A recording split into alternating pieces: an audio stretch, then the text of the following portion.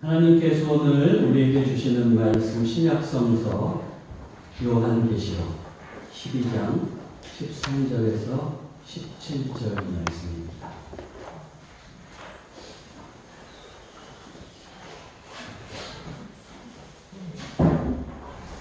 요한계시록 12장 13절에서 17절 말씀, 이 계시의 말씀을 한 목소리로 한 절씩 교독하겠습니다. 용이 자기가 땅으로 내쫓긴 것을 보고 남자를 낳은 여자를 박해하는지라.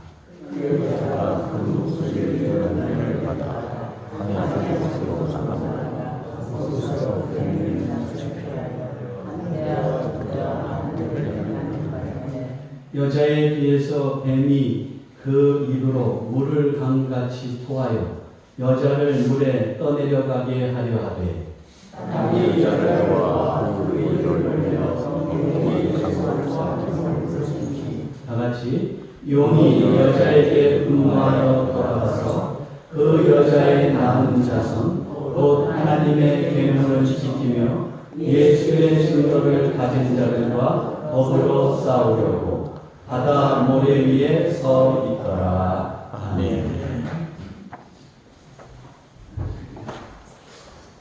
이제 황종수 목사님 나오셔서 그리스도인과 전쟁이라는 제목으로 은혜의 말씀 전하시겠습니다.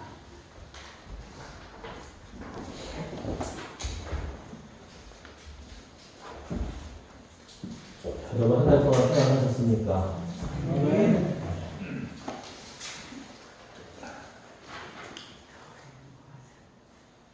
얼마 전에 하동이라고 하는 지역을 방문한 적이 있습니다. 좋은 곳이더라고요. 우리나라의 자 10의 하동이더라고요. 고성이 아니라. 네. 근데 이제 거기에서 몇 가지 발견한 것 중에 하나가, 여러분 이제 나이 드신 분들 아실 거예요. 토지, 박경민 씨의 토지라고 하는 그 소설을 드라마 하지 않았습니까? 그 세트장이 거기에 있습니다. 그리고 그 세트장 위에 가면 박경민 문학관이라고 한 이제 그걸 소개하기 위한 그런 이제 장소가 마련되어 있길래 그곳에 한번 들어가 봤어요. 그랬더니 박경민 씨가 19살에 시집을 가서 24살에 과부가 됐더라고요. 딸은 하나 두고. 근데 거기 이제 이런 글이 있었습니다. 왜 쓰는가? 왜 쓰는가? 글을 왜 쓰느냐라고 하는 질문은 왜 사느냐라고 하는 질문과 통한다. 근본적인 질문이긴 하지만 우리의 삶은 늘 이와 같은 것들, 이 질문을 되뇌이게 하고 또 생각하게 한다. 라는 그 말이 참 마음에, 가슴에 와닿습니다. 그래서 저에게 있어서의 글쓰기라고 하는 것은 내가 왜 살아야 되고 삶의 의미가 무엇인가 라고 하는 것들을 찾아가는 또 과정이 되었던 것을 알게 되고, 와, 또 대단하지 않습니까? 대하소설이라고 얘기를 하잖아요. 어마어마하게 큰 분량에 그 정말 정교하게 정말 인간을 보는 사람들을 담아오는. 근데 재밌더라고요. 거기 최첨단 때 있어서 거기 올라가서 보니까 정말로다가 소설이 눈에 보이더라고요. 왜냐면 앞으로다가는 큰 평야가 있어요. 그 곡창, 논이양 평야 곡창지대로 돼 있고 그 밑으로다가 이제 그 오르막집, 초가집 이런 게 있어서 그거 자체를 보니까 야, 소설을 보는 듯 했어요. 그래서 궁금했습니다. 그렇다고 한다면 정말 여기에서 글을 썼을까? 근데 그건 아니더라고요. 그 드라마를 제작하고자 하는 제작진들이 찾은 거예요. 그 비슷한 장소가 어디일까? 그래서 그 악양평야를 찾고 거기에다가 이제 세트장을 마련했는데 정말 기가 막힙니다. 어쩌면 그렇게 소설에 대한 배우가 떨어지는지. 2024년도에 들어서면서 저는 요한계시록을 공부하고 묵상하고 있습니다. 근데 이 요한계시록을 볼 때마다 놀라움과 흥분의 연속입니다. 요한계시록을 알게 될 때에 비로소 성경 전체를 이해하고 해석할 수 있기 때문입니다. 왜 이단들이 요한계시록에 이 길을 풀어막고 와리를 들고 그곳에 앉아 있는지를 다시 한번 이해하게 되는 순간이기도 했습니다. 그리고 무엇보다도 오늘을 내가 어떻게 살아야 하는지에 대한 답을 그곳에서 얻을 수 있었습니다. 세상은 발전해 가는데 왜 우리들의 삶은 여전히 힘들고 어려운지, 부조리와 악은 제도가 그렇게 발달했다고 하는데 왜 그렇게 치밀해지고 정교해지는지, 과연 내가 성도로서 살고 있는 것인지 아닌지, 그 궁금증을 저는 요한계시록을 묵상하면서 풀어가고 있습니다. 그래서 그에 대해서 묵상했던 내용을 가지고 오늘 함께 은혜를 나눠보고자 합니다. 자, 오늘은 요한계시록 12장에 있는 말씀입니다. 요 12장에 있기 전에 무슨 일이 있었는가 하니 여러분은 성경책을 한번 펼쳐보시고 같이 보시는 것도 좋을 것 같아요. 요한복음 12장 1절에 보면은 하늘에서 큰 전쟁이 있습니다. 네. 하늘의 군대와 이 용이 서로 싸우는 그런 전쟁 이야기가 여기에 등장을 합니다. 그리고서 그 전쟁에서 누가 이겼어요? 하늘 군대가 이깁니다. 그리고 이 용은 완전히 패한 것도 아니에요. 그만큼을 치게 됩니다. 그 내용이 오늘의 말씀입니다. 이 용이 어디로다가 도망을 치게 되냐 하면 땅으로 도망을 갔다라고 나와 있어요. 자, 오늘 그 13절의 말씀, 용이 자기가 땅으로 내쫓긴 것을 보고 라고 하는 장면이 바로 그와 같은 배경의 스토리들을 이해하게 하는 구절이기도 합니다. 그러면 궁금하잖아요. 여기서 용이 등장을 하는데 이 용은 과연 어떠한 존재인가? 용은 무엇인가? 라고 하는 이야기예요. 근데 12장 9절에 그 용의 실체에 대해서 성경에 말씀을 주고 계세요. 자, 12장 9절에 보면은 용을 뭐라고 얘기하고 있어요? 큰 용이 내쫓기니 곧 뭐예요? 옛 뱀. 옛 뱀이고 또 뭐라고도 얘기를 해요? 마귀라고도 하는 무엇? 사탄이. 이 마귀라고도 하는 이 사탄이 무슨 일을 했어요? 온 천하를 깨는 자라. 그가 땅으로 내쫓기니 그의 사자들도 함께 내쫓기니라 라고 되어 있습니다. 그의 사자들도 함께 내쫓기라. 무리들이 내려왔구나 라고 하는 것들을 알게 돼요. 그러면 그러면서 남자를 낳은 여자가 등장을 하고 있어요. 여기서 이 여자는 여자가 낳은 남자, 누구를 의미할까요? 이게 예수 그리스도예요. 그러면은 예수 그리스도를 낳은 여자라고 표현되는 이 여자는 누군가? 많은 사람들이 다양한 해석들이 있지만 제가 볼 때는 이 여자는 하나님의 공동체라고 보면 돼요. 우리가 하나님의 백성들이에요. 이거는 옛 이스라엘부터 시작해서 지금 그 예수님의 당시에 이르기까지 하나님을 진정으로 섬기고 따르는 그 사람들, 그 역사와 전통을 가지고 계속해서 그 삶을 이어왔던 사람들이 바로 그 남자를 낳은 여자라고 그렇게 상징적으로 표현되어 있다라고 보시면 되겠습니다. 그래서 이 남자를 낳은 여자는 하나님의 사람들로서 이스라엘로부터 신약시대의 메시아의 탄생을 고대했던 그 많은 사람들의 공동체를 요한이 아들을 낳은 여자다라고 그렇게 부르고 있다라고 하는 이야기입니다. 자, 땅으로 내쫓긴 용이 한 일이 무엇이지요? 오늘 가만히 보니까 여자를 박해하네요. 여자를 박해한다라고 되어 있어요. 자, 이 여자는 하나님의 백성이에요. 어떻게 보면 참 이스라엘이라고 불리는 사람들이라고 할 수가 있어요. 근데 여자는 용을 이길 수가 없습니다. 여러분, 우리가 사탄과 대결을 가지고 이길 수 있습니까? 못 이깁니다. 그거 인정하고 가시자고요.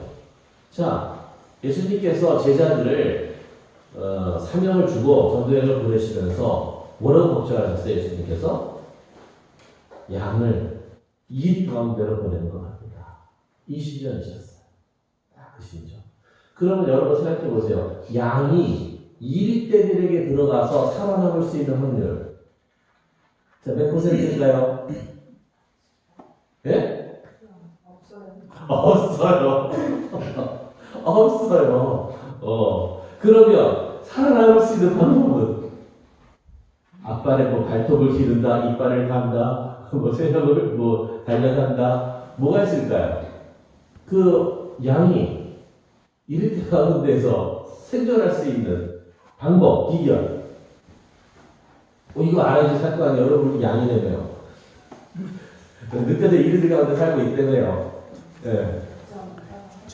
와, 할렐루야. 오늘 주의 성령이 임하셨습니다. 맞습니다. 목자를 따라가면 돼요. 목자를 따라가면 돼요. 어떤 목자? 다윗과도 같은 목자. 그래서 다윗이 어떤 인물이었어요? 사자나 곰이 자기가 치는 양을 물고 가면 끝까지 쫓아갔어요. 그러니까 돌판으로 날리고 그리고 살짝 작대기로다가 그 동물의 입에서 낙하체가 그 양을 되찾아갔다라고 되어 있어요. 다윗은 그냥 단순히 의수한 사람이 아닙니다. 엄청난 인자입니다. 능력을 갖춘 사람이에요. 또 우리 주님과 함께하는 목자 되신 우리 주님과 함께할 때에 그 양은 생존할 수 있다는 이야기예요. 자, 이 여자도 욕을 당할 수가 없어요. 그랬더니 하나님은 그에게 큰 독수리의 날개를 주셔서 어떻게 피하게 만드셨다. 라고 되어 있습니다. 여기는 독수리의 날개라고 표현되어 있지만 이 장면을 보면 누가 떠오릅니까? 성경에 보면 엘리야가 떠오르잖아요. 이세벨에게 쫓겨서 이제는 나 모든 걸 포기하고 싶을 때에 하나님께서 저를 냇가로 인도하셔서 누가 먹을 걸 나눠줬어요? 거기서는 까마귀가 나오죠. 그래서 그 까마귀가 엘리야에게 먹을 것을 나눠주고 엘리야를 소생시키고 그리고 힘을 북돋우고 힘을 갖고 재충전하고 재무장할 수 있도록 해주었다라고 하는 이야기입니다. 여러분 이게 우리 크리스찬들의 삶이 아닐까 싶습니다. 그리고 또 그것도 실패하니까는 이 뱀이 또 어떻게 해요? 물을 쏟아가지고 그 물에 여자를 떠내려 가게 하리라고 작정을 합니다. 근데 세상에 하나님께서도 그걸 가만히 보고 계시지 않으시잖아요. 어떻게 했어요? 땅이 입을 벌려서 땅이 벌어지면서 그 물들을 싹 다 빨아들입니다. 그래가지고서 이 여자가 생존을 하게 되었다라고 하는 이야기죠. 여러분 하나님은 우리를 늘 지키시고 보호하시는 하나님이십니다. 근데 중요한 것은 그렇다고 우리에게 환난의 고난이 없을까요? 아니에요. 예수 믿으면 환난의 고난이 없는 게 아닙니다. 예수를 믿는 삶은 환난과 고난을 맞이하는 삶이고요. 예수 믿는다고 하는 것은 그러나 그 환난과 고난을 이길 수 있는 그 능력을 또한 함께 소유한 삶이라고 하는 것들을 우리는 그렇게 이해해야 됩니다. 예수 믿으면 못 받아요. 잘 돼야 돼요. 왜 환난과 근심이 있죠? 하나님 나를 안 지키시나 봐요. 아주 그렇지 않아요. 그리고 이 세상을 보면 우리가 환난과 고난을 당할 수밖에 없는 구조예요. 이 세상을 누가 지배하고 있어요? 하늘에서 내쫓기 용이 지배하고 있어요. 누구와 함께 지배하고 있어요? 그의 수하들과 함께 지배하고 있어요. 여러분, 성부, 성자, 성령이 하나님만 계신 것이 아니에요. 요한계시를 가만히 보면 악의 삼위일체라고 하는 것이 등장을 해요. 악도 세 부류가 등장합니다. 용이 있고요. 그 다음에 바다에서 올라온 짐승이 있고요. 그 다음에 땅에서 올라온 짐승이 있어요. 특별히 땅에서 올라온 이 짐승을 가리켜서 뭐라 그래요? 거짓 선지자다 라고 하는 말을 주고 있습니다. 그러니까 그 애들도 뭐예요? 삼위일체. 참 놀랍지 않습니까? 한 때와 두 때와 반 때를 지냈다라고 되어 있어요. 자, 이런 숫자가 나오면 우리가 이제 혼란을 겪게 되는데 이것은 사실은 다니엘서 12장 7절에 있는 말씀입니다. 거기에서 한 때와 두 때와 반 때라고 하는 이 말이 똑같이 등장을 해요. 그래서 아마 요한도 그 의미를 차용해서 여기에 적었을 것인데 그 숫자가 무엇을 의미하냐라고 보면은 사실은 한 올무에 빠집니다. 대신에 이런 거죠. 이 숫자가 의미하는 것이 무엇이냐라고 하는 것을 살펴야 돼요. 그러니까 우리하고 달라요. 그러니까 어떻게 이해하시면 되냐면 이 요한계시록을 읽던 그 요한 당시의 사람들은 여기서 말하는 게 무슨 말인지 이미 다 알고 있는 거예요. 숫자를 얘기하면 그 숫자가 무엇을 의미하는지 또 어떤 뭐 형상이 나오면 그 이미지가 뭘 상징하는지 이미 다 알고 있었어요. 그 시대에는. 그리고 요한계시록만 계시록이 아니라 그 신구약 중간기를 거치면서 묵시라고 하는 것들이 많이 발달을 합니다. 예언이 사라졌잖아요. 그래서 묵시문학이 많이 태동을 했어요. 그래서 그 당시 사람들은 이렇게 생각하시는데 우리는 지금 잘 모르지만 그 당시 사람들은 여기에 나와 있는 글자가 무엇을 의미하는지 딱 보면은 첫 보면 M이다 라고 하듯이 이해하고 있었다라고 하는 거죠. 그러면 우리가 살필 수 있는 것은 뭐예요? 그 의미가 뭐냐라고 하는 것입니다. 자, 한때와 두때와 반때 이것은 1135일을 가리키고 달수로 따지면 42달이 됩니다. 이 말도 동일하게 등장을 하고 있어요. 근데 이것은 하나의 기간이에요. 기간을 상징해 주는 말인데 어떤 기간이냐가 중요하겠죠. 어떤 기간이에요? 이 기간은 환난과 박해를 받는 기간입니다. 이 기간. 또 두 번째, 양육과 보호를 받는 기간이에요. 환난과 박해도 받지만 그 기간 안에 하나님께서 당신의 백성들을 어떻게 해요? 보호하시고 그 백성들을 양육하시는 기간이 또 된다라고 하는 이야기예요. 그럼 그 기간이 어떤 기간이에요? 대부분의 많은 사람들은 오늘 우리가 살아가는 이 삶을 의미한다. 삶도 그 기간에 들어간다라고 얘기를 합니다. 왜? 예수님께서 오셔서 하나님 나라가 이미 시작이 됐지만 아직 예수님께서 오시지 않아서 종료된 건 아니잖아요. 그래서 이미와 아직이라고 하는 그 시간 사이에 우리가 주님의 재림을 기다리며 살고 있기 때문에 이 기간을 바로 그 기간과 같이 매칭을 시키고 있습니다. 자, 그래서 여기서 보면 환난과 박해를 당하고 있어요. 그리고 어떻게 양육과 보호도 받고 있어요. 근데 가만히 보니까 이 병이 여자를 해칠 수 있어요, 없어요? 여자를 못 해치네. 자꾸 이게 방해를 받고 막 그냥 여자를 보호하는 뭔가의 힘이 있는 하나님의 능력이 임하는 거예요. 그러니까 화가 났어요. 화가 났어요. 자, 여자를 했을 수 없게 되자 오늘 본문에 보면 뱀이 무슨 일을 했다고 되어 있습니까? 오늘 뱀이 한번 꼼꼼하게 보셔야 돼요. 그럼 너무너무 재밌어요. 여자의 남은 자손. 그 남은 자손을 해야기로 작정을 해요.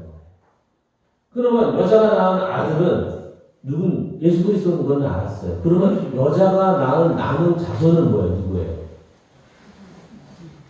그리스도를 따르는 그리스도를 따르는 하나님의 백성들이에요. 다시 말해서 뭐예요? 그 당시 교회예요. 교회 성도들이에요.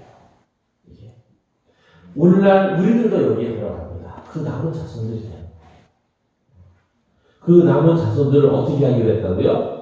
해코지하고 없어요. 작정을 했다라고 되어 있습니다. 그래서 남은 자손을 일컫는 다른 말이 여기 또 등장하고 있어요. 오늘 마지막 절에. 그 남은 자손은 어떠한 사람을 그 남은 자손이라고 얘기해요? 첫 번째, 하나님의 계명을 지키는 자. 또 두 번째, 뭐라고 나와요? 예수의 증거를 가진 자. 사실은 이거로 동일한 말입니다. 유대적인 배경에서는 하나님의 계명을 지키는 것이 되고요. 예수 그리스도가 오신 다음에는 뭐가 되는 거예요? 예수님께서 우리에게 가르쳐주신 그 진리의 말씀을 따라서 그 말씀을 가지고 살아가는 사람들을 의미하는 거예요. 그러므로 이 두 말씀은 같은 의미다라고 볼 수가 있어요. 그러면 그 남은 자손은 어떤 사람이에요? 하나님의 계명을 지키고자 애쓰고 노력하며 살아가는 사람들이고 예수 그리스도를 따르고 그리스도를 본받아 그리스도께서 주신 그 사명을 감당하며 살아가는 사람들이다라고 이야기할 수 있는 것입니다. 자, 그럼 여기서 잠깐 나는 남은 자손을 하고 있습니까? 이 질문이 딱 떠오르어요. 나는 과연 이 남은 자손인가? 나는 이 남은 자손의 부류에 나를 들어갈 수 있을까? 라고 한번 생각을 해봤어요. 그러면서 남은 자손은 어떤 사람이래요? 하나님의 계명을 지키면서 살고 있는 사람이래요. 예수 그리스도의 직업, 곧 주님께서 가르쳐주신 진리를 아는 것이 아니라 실천하며 사는 사람이에요. 목사로서 많은 것들을 알고 있지만 알고 있는 거와 사는 건 여러분 다릅니다. 제가 많은 걸 알고 있다고 해가지고서 그대로 사느냐? 여러분 그렇게 보지 마세요. 그래서 때로는 사람을 볼 때는 뭘 봐야 돼? 뭘 알고 있느냐보다도 아는 바를 살고 있느냐라고 하는 것들로 봐야 돼요. 근데 많은 사람들은 알고 있다라고 하는 걸 가지고 내가 그렇게 살고 있어라고 하는 부분으로 착각하고 있다라고 하는 이야기입니다. 재정비를 엄청나게 많이 받은 자매나 한 사람이 있었어요. 저 경찰 형사 사역을 할 때. 뭐 별의별 훈련들은 다 받았어요. 가장 다양한 단계를 거쳐서 다 받았어요. 근데 대화하고 이렇게 하는 것들을 보면 의심이 많이 들어요. 의심. 야, 알고 있지, 살고 있지는 않지 않은가라고 하는 생각. 내가 어떻게 살아가는 것이 주님의 말씀에 따라 살아가는 삶인지 나는 알고 있습니까? 그리고 당연하게도 그 중에 한두 가지라도 내가 막 붙잡고 그렇게 나는 살고 있습니까? 저는 목회를 하면서 부단위 목사의 그 직임을 감당하면서 그때 깨달은 것이 있어요. 목사가 한 주일을 정말 교회 성도들 신방하고 뭐하고 해서 아주 바쁘고 막 그냥 분주하게 살아간다 할지라도 하나님의 뜻과 상관없이 살 수도 있고 하나님의 뜻과 상관없이 살 수도 있고 단독 목회를 할 때는 그런 의구심이 들었어요. 성도들이 위로와 격려를 받고 싶어 한대요. 상처받은 사람들이 많아서. 그래서 어떤 분이 저한테 그런 조언을 해요. 목사님은 성도들을 잘 위로하고 격려해 주시면 됩니다. 근데 내가 무엇을 가지고 어떻게 위로하고 격려해야 될지 저는 모르겠어요. 일반적인 세상적인 말로 인간들이 하는 내기로 그렇게 한다고 하는 것들은 의미가 없잖아요. 그거는. 동네에서도 할 수 있는 거잖아요. 내가 하나님께서 주시는 위로와 격려를 줘야 되는데 그렇다고 내가 하나님께서 주시는 위로와 격려를 줄 때는 모든 방법이냐 하면은 지적 사람들을 합니다. 가슴을 따끔하게 하는 얘기도 하지 않을 수가 없다라고 하는 이야기예요.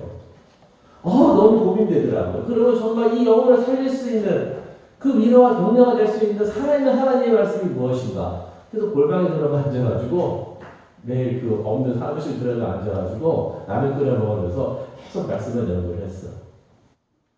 그렇게 세월이 지나고 나니까 비로소 조금은 어떤 말을 전해야 될지 비로소 알게 되더라. 참 못난 목사의 모습 아닙니까, 여러분? 무엇을 어떻게 하는 것이 계명을 지키는 삶이고 가르쳐주신 진리를 실천하는 삶일까요? 여러분, 이것이 우리가 늘 생각해야 될 것이라고 생각합니다. 그래서 저는 이렇게 생각해요. 이걸 돌려서 쉽게 어떻게 얘기할 수 있을까? 이렇게 한번 정리해봤어요. 나는 인생을 살면서 또 사업을 진행하고 또 가정을 이끌어가는 그런 전체적인 모든 부분을 영역에서 삶을 살면서 목표를 가지고 있는 삶입니다. 나는 내 삶의 목표를 가지고 있는가? 두 번째, 내가 내 삶을 살아갈 때에 중요하게 여기는 가치를 가지고 있는가? 다양한 여러 가지 가치가 있지만 핵심 가치라고 한번 얘기해 보시자고요. 그런데 핵심 가치를 가지고 있는가? 기업을 운영할 때도요, 제가 기업에서 코칭을 하지 않습니까? 그 홈페이지 들어가면 다 있어요. 우리 회사의 비전 해가지고, 그 다음에 미션, 코밸류 해가지고 다 있어요. 그게 아주 대단해요. 근데 그걸 볼 때마다 과연 이 회사가 이 핵심 가치대로 회사를 운영하고 있고 직원들을 대하고 있고 고객들을 대하고 있는가라고 하는 그 관점을 가지고 봤을 때는 그렇지 않은 것이 참 많더라고요. 그만큼 그게 힘든 것이기도 합니다. 그래서 생각을 하게 됐어요. 그리스도인이라고 하는 사람들은 예배 잘 드리는 사람이기야 그건 당연한 거고 이 땅에 가치를 실현하는 사람입니다. 이 땅에 하나님의 가치를 내 삶을 통해서 보여줘야 되는 사람입니다. 라고 하는 것들을 깨닫게 됩니다. 여러분, 그러면 왜 우리는 이런 의도적이고 계획적인 삶을 지향해야 하는 걸까요? 그냥 되는 대로 살래요. 제가 젊은이들을 보면 많이 느끼기 위해서 직원들을. 이 꿈과 비전에 대해서 묻잖아요. 생각하지 않는 사람들이 많습니다. 제가 알기로 80% 이상이. 물론 그러면 2년, 3년, 4년 후에 어떤 계획이라도 있나요? 그것도. 그것을 가지고 있는 사람은 70% 이상이 없어요. 그냥 저는 오늘이 좋습니다. 하루하루를 그냥 누리며 즐기며 만끽하며 그런 복잡한 생각하지 않고 그냥 그렇게 되는 대로 내 마음 가는 대로 내 원하는 대로 삶을 살고 싶어요 라고 하는 것들이 일반적인 대답이에요. 그럼 당신은 어떻게 살기 원합니까? 별 문제 없으면 좋겠어요. 평안했으면 좋겠어요. 걱정이 없으면 좋겠어요. 그러면 평안하고 걱정이 없는 그런 삶은 어떤 삶입니까? 뭐가 갖춰지면 그런 것들이 이루어질 수 있을까요? 100이면 190% 이상이 뭘 얘기를 할까요? 네? 돈 얘기합니다. 조물주 밑에 건물주. 돈 얘기해요. 그 돈이 있으면 자기가 그런 삶을 살 수 있을 것 같아요. 근데 여러분 살아오시니까 오셨으니까 알지만 그 돈이 풍성이 있다고 그런 삶이 보장이 됩니까? 좋은 침대가 달콤한 잠을 보장하지 않습니다. 아무리 침대가 좋다 하더라도요, 그 침대에서 잔다 하더라도 달콤한 삶이 보장되지 않는다는 말이에요. 여러분, 그럼 왜 우리가 이런 의도적인 삶을 살아야 돼요? 여러분, 마음의 평안과 안식을 얻고 위로와 격려를 얻으면 안식이 되는 걸까요?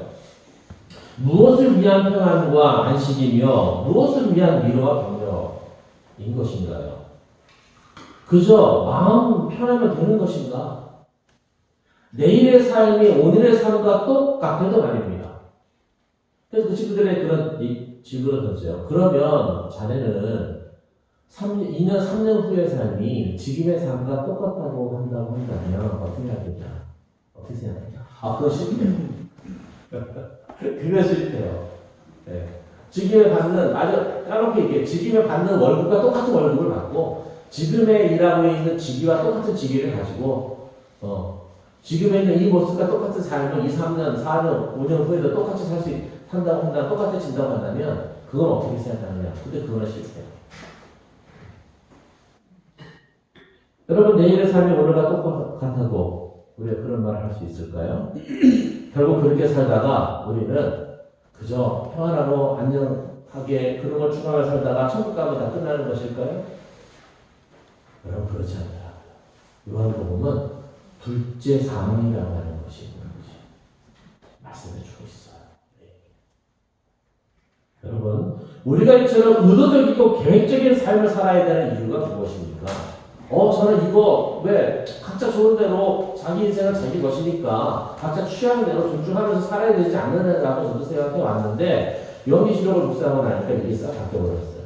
아니다. 그렇게 살면 안 된다.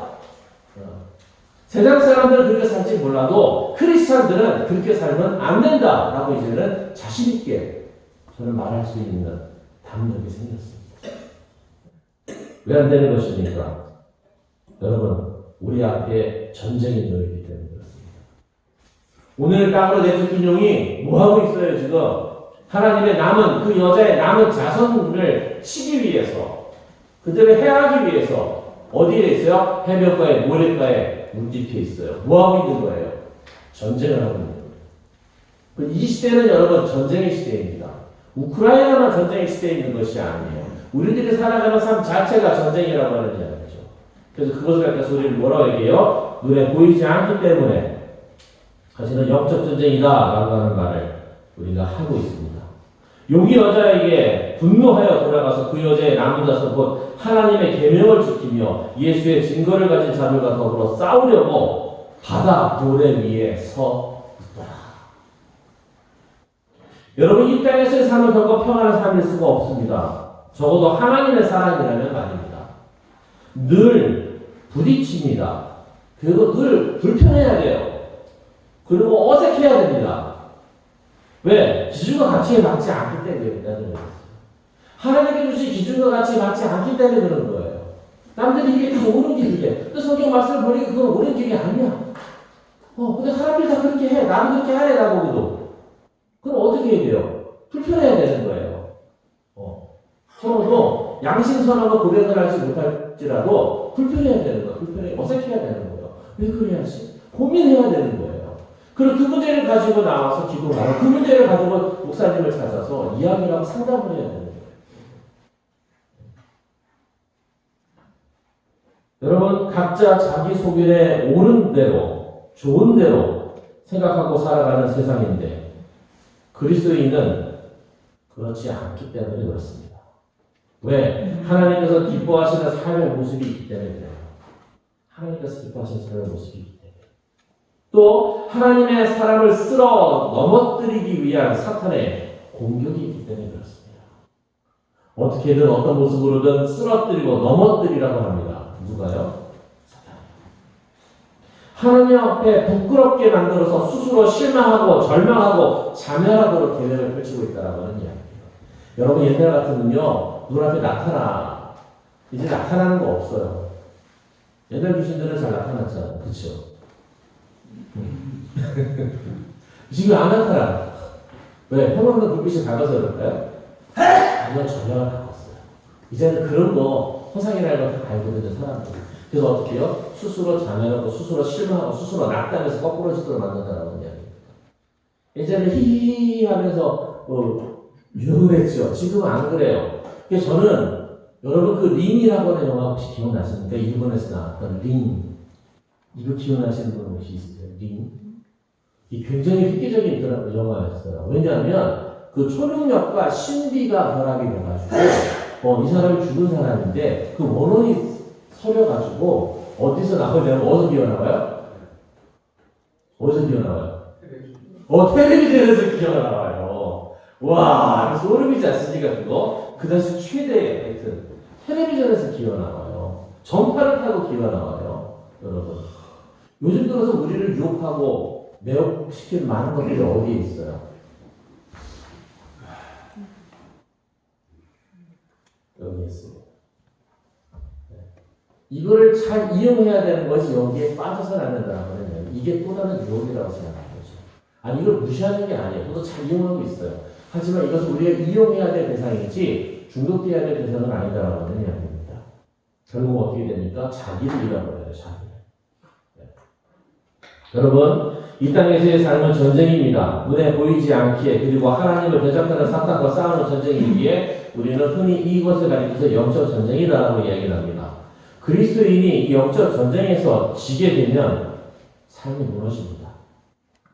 우리는 아무 고민이나 불편함 없이 세상을 살고 있다 한다면 내가 현재 아무런 고민이나 불편함 없이 세상을 살고 있다고 한다면 그것은 사탄이 대적하는 사람이 아닐지도 모른다라고 하는 의심을 가져봐야 됩니다. 하나님께서 보호하시고 지키시기 때문일 수도 있지만 사탄이 나를 적으로 생각하지 않는 거예요. 왜? 자기 편이니까.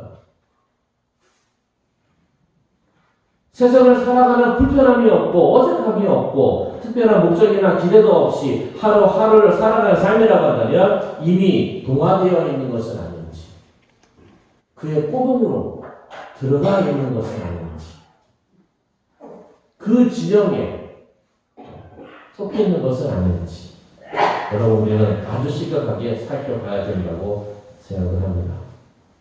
전쟁에 임하는 자세는 사도 바울이 에베소서 6장 13절 이하에 잘 말씀해주고 있습니다. 전신갑주를 입으라 라고 말하고 있어요. 뭘 입어야 돼요? 허리에, 진리의 허리띠를 띄어야 돼요. 진리의 허리띠. 이거 말씀으로 생각하면 안 됩니다. 진리라고 하는 것은 진심을 얘기하는 거예요. 아니, 페이라고 하는 말 자체가 진심이에요. 거짓이 없는 것을 얘기해요. 그렇다고 한다면 이 진리의 허리띠라고 하는 것은 진정성이 있느냐라는 하는 얘기예요. 너는 하나님의 자녀로서의 진정성을 가지고 있느냐? 너 하나님의 자녀 맞아? 뭐예요? 정체성에 대한 문제다라고 하는 이야기예요. 내가 하나님의 자녀 맞느냐라고 하는 질문입니다. 두 번째, 의의 호신경을 고쳐야 돼요. 의란 뭡니까? 올바른 거예요. 여기서 의는 하나님의 은혜를 받아들이는 사람을 가리켜서 의인이라고 얘기해요. 사도 바울은. 하나님의 은혜를 받아들이는 사람. 그가 의인이에요. 의로운 일을 행해서 의인이 아니라. 그렇다고 한다면 의라고 하는 것은 하나님께서 기뻐하시는 삶을 추구하고 있느냐라고 하는 질문에 다른 이야기입니다.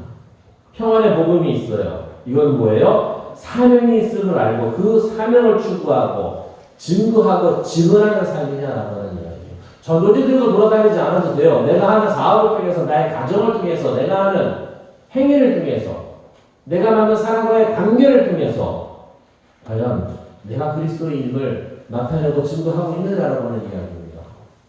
믿음의 방패가 있어요. 여러분, 이 믿음의 방패는 하나님과 주 예수 그리스도를 끝까지 신뢰하느냐라고 하는 이야기예요. 구원의 투구가 있습니다. 이것은 뭐예요? 나는 아직까지 이 구원의 소망을 가지고 있느냐. 아무리 세상이 어렵고 내가 손해보고 내가 파산하고 내가 꼬꾸라진다 할지라도 내가 그리스도로 살다가 그런다 할지라도 나에게는 희망이 있고 소망이 있고 하나님께서 나와 함께 하신다라고 하는 사실을 쫄지 않고 기억하고 그 소망에 즐거워할 수 있느냐, 찬양할 수 있느냐 라고 하는 거예요. 여러분 나중에 시간이 되면 말씀을 드리겠지만 죽음의 신비가 있어요. 그리고 마지막으로 성령의 검입니다. 성경적 원리와 가치가 무엇인지를 알고 행하고 있느냐라고 하는 거예요. 얼마큼 성경을 많이 읽었느냐, 성경을 많이 보고 있느냐, 연구하느냐의 문제는 아니에요. 성경의 검은 성경적 원리와 가치가 무엇인지를 알고 그 원리와 가치를 이 땅에서 실천하고 실현하기 위해서 살고 있느냐라고 하는 이야기예요. 그러니까 성경의 말씀을 살지 못하면 녹슨검입니다. 여러분. 무도 자를 수 없는 녹슨검이 되어버리는 거예요. 그래서 CBMC의 비전에 보면 그런 것이 있어요. 성경적 원리가 사업과 사역의 기준이다. 하나님과의 친밀함이 가장 소중하다. 내가 진행하고 있는 이 기업은, 사업은 사역의 현장이다. 얼마나 중요한 가치들을 가지고 있는지 몰라요. 근데 돌이켜보면 그렇게 그 가치를 살고 있느냐? 그거는 퀘스천. 다른 동상이몽을 하고 있어요. 말씀을 정리합니다. 자, 한 주간을 살면서 제가 드리는 다음의 질문에 답을 생각하고 고민하면서 한번 살아보았으면 좋겠습니다. 첫 번째, 나는 세상을 살아가는데 불편함이 있는가? 불편함 없어요. 편안해요. 아니, 불편함이 있는가? 두 번째, 나는 무엇을 위해 살고 있는가? 세 번째, 하나님께서 나에게 주신 사명은 무엇인가? 네 번째, 지금 내가 살아가는 모습이 하나님께서 기뻐하실 수 있는 모습인가? 성령의 임재하심과 충만케 하심이 저와 여러분들에게 있으시기를 간절히 기도합니다. 살아계신 하나님, 참으로 놀랍고 중요한 이 말씀, 하나님 저희들에게 다시금 열어주셔서 감사합니다. 이제는 요한계시록의 말씀을 아는 이 암과 지식과 지혜가 하나님 온 땅에 널리 퍼질 수 있기를 원합니다. 이단들의 그 비계를 물리치고 참으로 그리스도의 사람으로서 하나님 이 세상을 살아가길 원하고 하나님 증거하길 원합니다. 오늘도 질문을 가지고 나아가며 하나님 저희들의 불편함을 가지고 하나님 앞에 기도드릴 때에 응답하여 주시옵시고 하나님 이 모든 일에서 저희를 자유케 하시며 하나님의 의를 드러내게 하여 주시옵소서. 예수 그리스도의 이름으로 간절히 기도하옵나이다. 아멘.